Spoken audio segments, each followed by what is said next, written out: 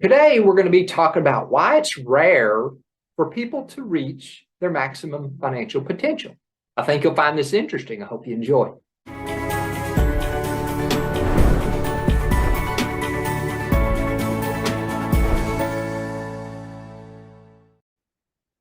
Why is it so unusual for people to reach their maximum financial potential?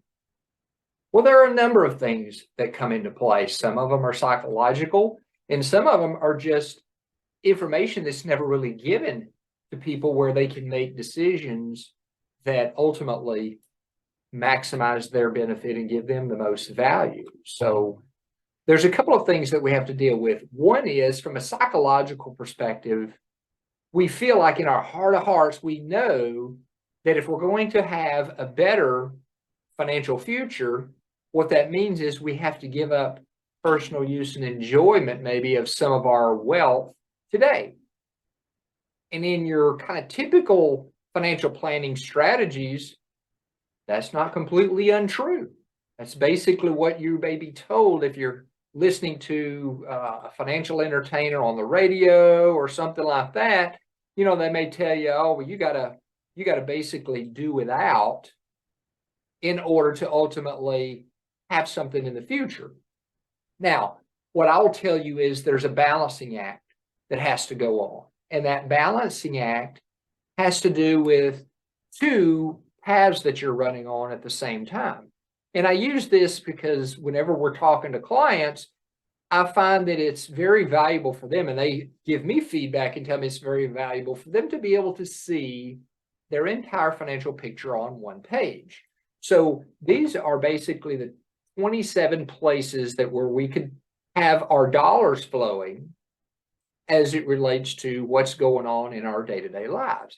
And if you look at all these different drawers, they really start out, the top are your protection elements, moving all the way down to basically right about there. Oh, if I could make a better line there. So right about whoop there. So that's like the water, a little ripple of water there. And that's a dividing line.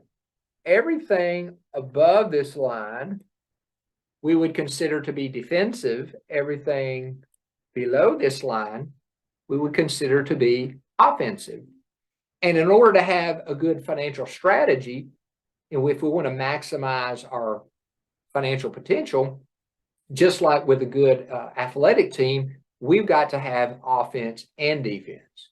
Unfortunately, what I find typically is whenever we're looking at somebody's positioning and what they're currently doing, the focus tends to be on the offensive side. So they tend to be doing quite a bit on the offensive side, and they might be ignoring the defensive side. Well, why does that make a difference? When you do that, what you end up doing is you introduce failure into the equation. In other words, in order for you to see your maximum financial potential, everything has to go your way. You can have, in other words, I use the term, you have to be traveling along and during that entire journey, you have to have the wind at your back, the sun is shining gently in your face, and everything has to come together. Well, we all know that's not real life. The interesting thing that I've found over the years is when we look at where our dollars are moving into which drawer and at what time, what you'll find is if we are properly structuring our offense and our defense and we're coordinating them together, frequently we can do this without reducing a person's current lifestyle, which is the one thing they want to avoid. And when done properly, many of these pieces that are put in play on the defensive side can actually enhance or augment our offensive position. And what I mean by that is, if we've got these pieces structured properly, we end up creating more cash flow in retirement without having to give up more personal use and enjoyment today. And that's one of the most exciting things for me when I'm talking with clients is when I start seeing that light bulb go off and they realize they can make significant improvements without necessarily having to come off the hip and put more money into a particular account. It's simply a matter of organizing and arranging. And it's not unusual to see 40 to 50% increase in anticipated cash flow just by properly structuring and organizing these pieces and making sure they are all coordinated together.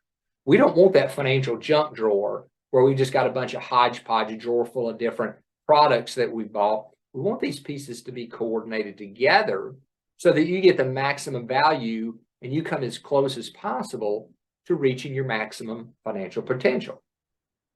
So if this is a topic that intrigues you, or you'd like to look at your situation and see how close are you, and has failure been introduced into your model, give me a call here at Westside Advisors and Insurance Services. I hope you have a great week.